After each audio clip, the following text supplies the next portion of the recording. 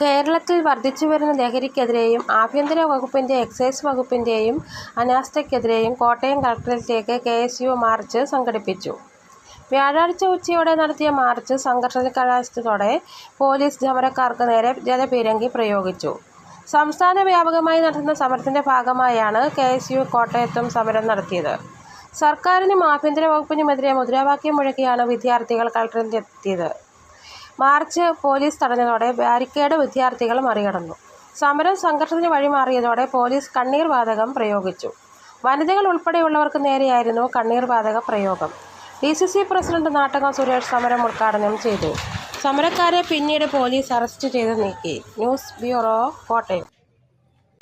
അതിനെതിരായിട്ടുള്ള പോരാട്ടം മക്കളെ നിങ്ങളെ കൊണ്ടേ കഴിയുള്ളൂ, വിദ്യാർത്ഥികളെ കൊണ്ടേ കഴിയുള്ളൂ.